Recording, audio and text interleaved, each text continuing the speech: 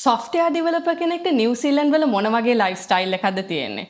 ඉතින් අද අපි එකතු වෙලා ඉන්නේ පුලස්තිත් එක්ක ඒ ගැන කතා කරන්න. පුලස්ති කියලා කියන්නේ අවුරුදු 10ක විතර කාලයක් තිස්සේ කෝපරේට් වගේම ස්ටාර්ට්අප් බෑග්ග්‍රවුන්ඩ් එකේ සොෆ්ට්වෙයාර් ඩෙවලොපර් කෙනෙක් විදිහට වැඩ කරපු කෙනෙක්. ඒ වගේම තමයි පුලස්ති එයාගේ ෆැමිලි එකත් එක්ක ළඟකදී කෝස්ටල් ඒරියා එකකට ඕක්ලන්ඩ් වල තවත් කෙළවරකට මූව් වුණා. එයා ගොඩක් සර්ෆින් වලට කැමති කෙනෙක් හින්දා. මම දකින විදිහට පුලස්ති හොඳ ඉන්ස්පිරේෂන් එකක් වර්ක් ලයිෆ් බැලන්ස් කරගෙන ඉන්න කෙනෙක් විදිහට. ඉතින් අපි අහලා බලමු පුලස්තිගෙන් කෝපරේට් බෑග්ග්‍රවුන්ඩ් එකයි ස්ටාර්ට්අප් බෑග්ග්‍රවුන්ඩ් එකයි මොනවාද එයා එක්ස්පීරියන්ස් වල දකින වෙනස කියලා. මං කැරේකේ මුල තමයි කෝපරේට් එක්ක වැඩ කරේ. ඉතින් අවුරුදු 10කට විතර කලින් නිව්සීලන්ඩ් ආපු ගමන්ම වගේ.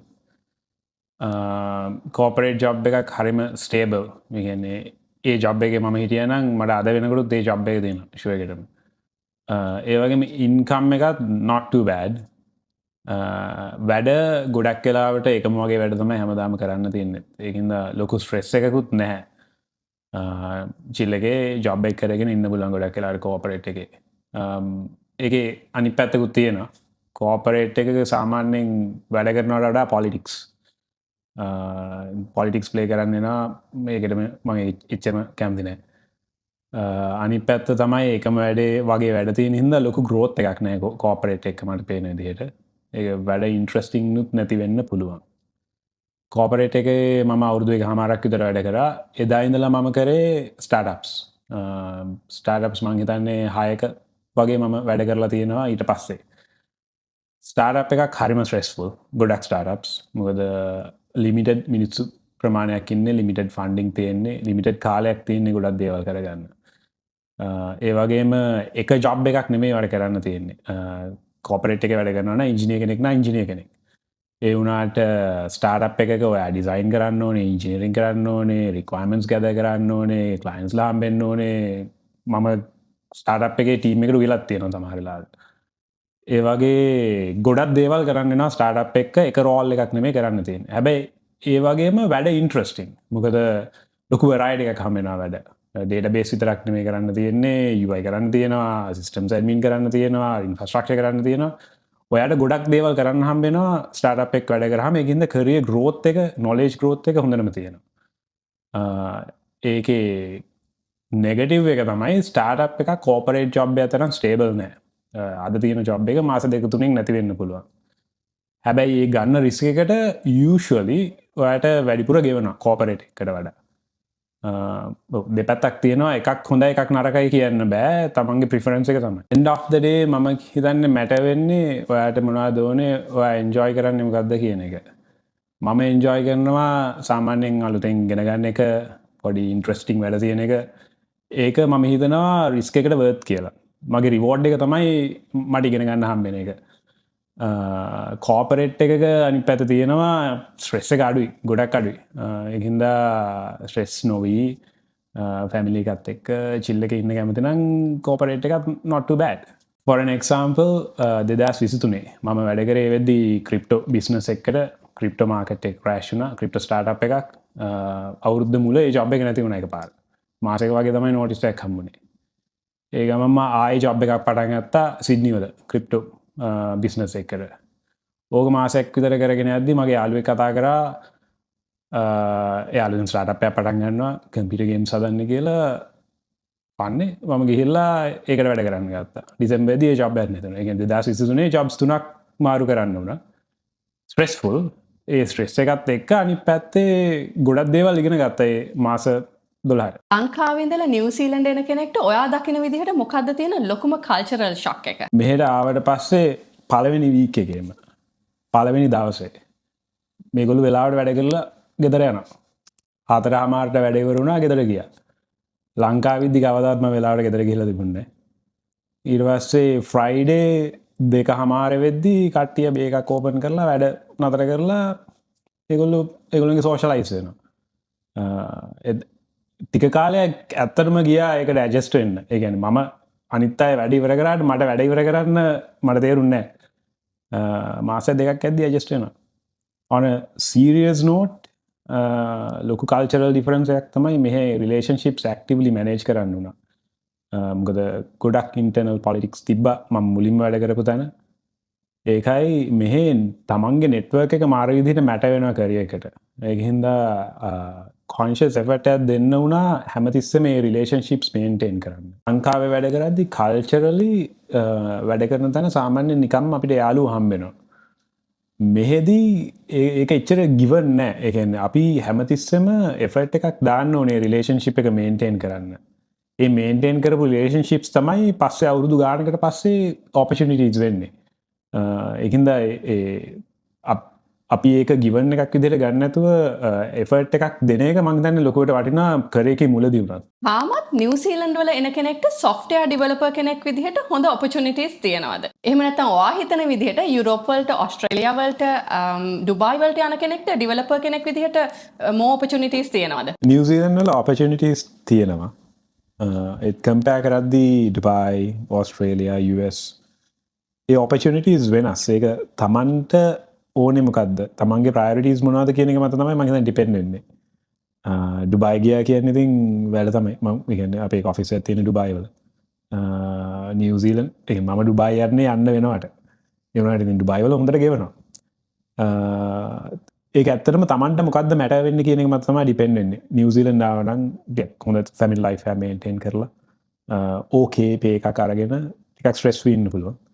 අනිත් රටවල් එක්ක බලද්දී සමහරට පේ එක අඩු වෙන්න පුළුවන් opportunities ටිකක් අඩු වෙන්න පුළුවන් ඒ වුණාට end of the day depends on what you want LinkedIn TikTok වගේ platforms බලද්දී software developers ලට ලොකු salaries flexible lifestyle තියෙනවා කියලා පේනවා.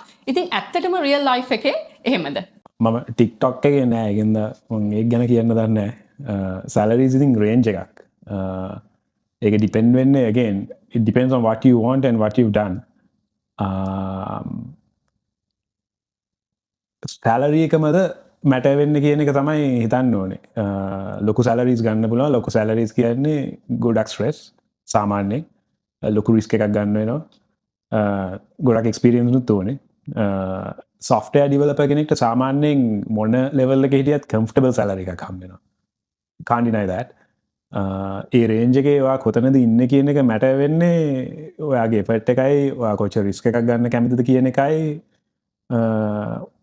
ඔයාට සැලරි එකද මැටර් වෙන්නේ එහෙම නැත්නම් ෆ්ලෙක්සිබිලිටිද මැටර් වෙන්නේ කියන එක මට තමයි නිව්සීලන්ඩ් වලට ආපු ගමම වගේ ඉන්ටර්මීඩියට් ඉන්ජිනියර් කෙනෙක්ට වගේ 80000 100,000 අතර ඇනුවල් සැලරි එකක් ගන්න පුළුවන් ඒක ඩිපෙන්ඩ් වෙනවා ඔයා කොහොමද නිගෝෂියේට් කරන්නේ ඔයාගේ එක්ස්පීරියන්ස් තියෙන්නේ මොන ඉන්ජිනියරින් ෆීල්ඩ් එකේද කියන එක මත සීනියර් ඉන්ජිනියර් කෙනෙක් මෙහෙ ටික කාලයක් එක්ස්පීරියන්ස් තියෙන කෙනෙක්ට 100,000 220 150 වගේ යන්න පුළුවන් ඒකත් ලොකුවට ඩිපෙන්ඩ් වෙනවා ඔයා කොච්චර නිගෝෂියේට් කරනවද කියන එකයි අනිත් එක මොන ඉන්ජිනියරින් ෆීල්ඩ් එකේද එක්ස්පර්ටිස් තියෙන්නේ නැත්නම් මල්ටිපල් ෆීල්ඩ්ස් වල එක්ස්පර්ටිස් තියෙනවද කියන එකයි ඔය රේන්ජ් එක යන්න පුළුවන් 300,000 වෙනකම්ම එතනින් එහාට ඒ ලෙවල් එකට යන්න ඉන්ජිනියරින් විතරක් මදි ඒ ලෙවල් එකට යන්න පර්සනල් ස්කිල්ස් තියෙන්න ඕනේ people management skills තියෙන්න ඕනේ business skills තියෙන්න ඕනේ ඉන්ජිනියර්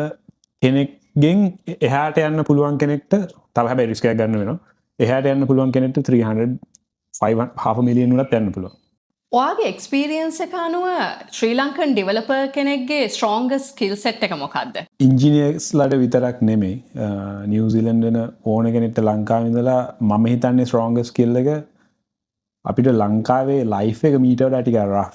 ඒකින්ද අපිට මෙහෙ අයට වඩා එකක් මහන්සි වෙලා වැඩ කරන්න පුළුවන්. අනිත් එක මෙහෙ අයට වඩා ටිකක් අන්කම්ෆර්ටබල් වෙන්න පුළුවන්. නිව්සීලන්ඩ් වල ගොඩක් අය හරිම කම්ෆර්ටබලි තමයි හැදිලා තියෙන්නේ.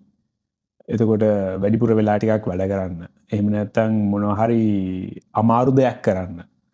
ඒ වගේ දේවල් මට හිතෙනවා ලංකාවේ වැඩ කරන්න ලේසි. මොනවා හරි අමාරු දෙයක් ඉගෙන ගන්න. එෆර්ට් එකක් දීලා එක්සෑම් එකක් පාස් වෙන්න. ඒ වගේ දේවල් අපිට ලේසි කියලා මට හිතලා තියෙනවා මෙහෙ ඇත් එක්ක බලද්දී. 2026 වෙනකොට ඩිග්‍රී එකක් ඉම්පෝර්ටන්ට්ද? එහෙම නැත්නම් පෝර්ට්ෆෝලියෝ එකක් එක්ස්පීරියන්ස් සහ AI tools පාවිච්චි කරන්න පුළුවන් skills more importantද? ඔය ප්‍රශ්නේ අවුරුද්දකට කලින් ඇහුවනම් මම කියනවා experience important, job skills important කියලා. දැන් AI එක ගොඩක් අයට gap එක fill කරන්න ලේසි වෙලා තියෙනවා. ඒ වුණාට ඩිග්‍රී එකකින් හම්බෙන එහෙම නැත්නම් සෙල්ෆ් ස්ටඩි කරලා හම්බෙන කෝ fundamentals mathematics physics computer science වල හම්බෙන ෆන්ඩමෙන්ටල්ස් මම හිතනවා AI එක තව ඉම්පෝර්ටන්ට් වෙලා තියෙනවා කියලා. මොකද AI වලින් ඒ ගැප් එක ෆිල් වෙනවා අඩුයි. ක්‍රිටිකල් තින්කින් ගැප් එක ෆිල් වෙන්නේ නැහැ AI වලින්. මට හිතෙනවා ඩිග්‍රී එකකින් හරි සෙල්ෆ් ස්ටඩි කරලා හරි හම්බෙන ක්‍රිටිකල් තින්කින් ස්කිල් එක දැන් ඉම්පෝර්ටන්ට් වෙලා තියෙනවා එක්ස්පීරියන්ස් වලට වඩා. AI tools වගේ ChatGPT, Copilot වගේ දේවල් එනකොට ජූනියර් ඩෙවලොපර්ස්ලා බය වෙන්න ඕනේද? Short answer බය වෙන්න ඕනේ.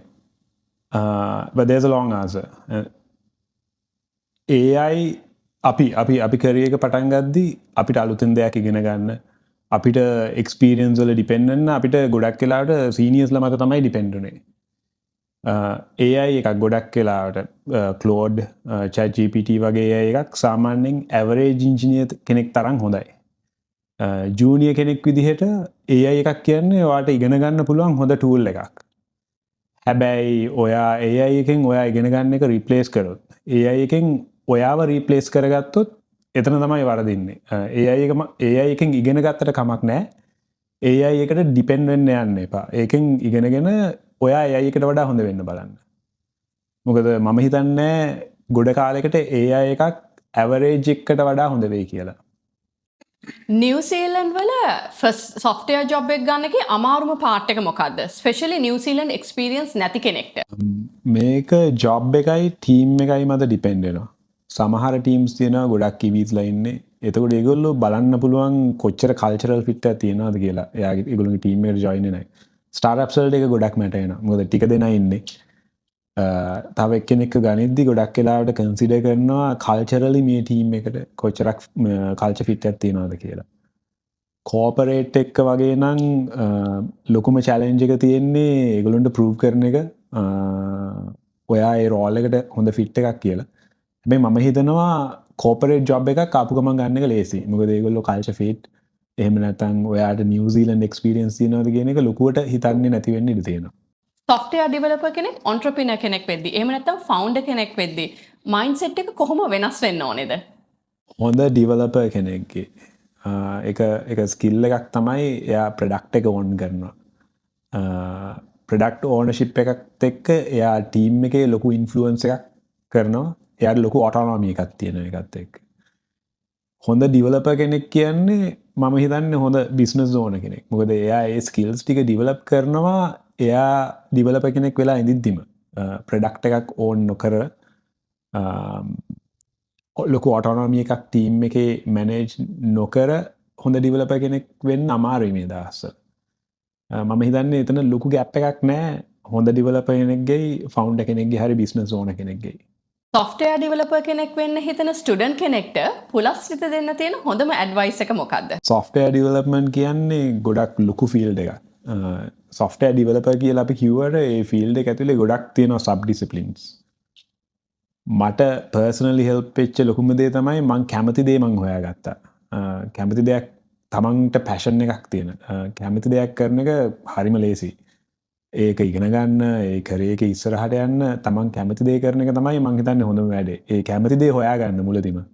එහෙම නැත්නම් එක්ස්ප්ලෝර් කරන්න ඔයා මොකද්ද කැමති කියලා. සොෆ්ට්වෙයාර් ෆීල්ඩ් එකක් විදිහට හැමදාම වෙනස් වෙනවා. ඒ කියන්නේ අද තියෙනවා අලුතෙන් දෙයක් ඉගෙන ගන්න. කැමති දේ පික් කරේ නැත්නම් ඒ දුරට අප්ඩේට් වෙලා ඉන්න හරිම අමාරුයි. ඒ කියන්නේ එක දවසක් මිස් වුණා කියන්නේ ඔයාලට මොන හරි දේවල් ටිකක් මිස් වෙනවා. ඒ පැෂන් එක තියෙන්න ඕනේ ඒවා පික් කරන ෆීල්ඩ් එකේ ඒ විදිහට අප්ඩේට් වෙලා ඉන්න.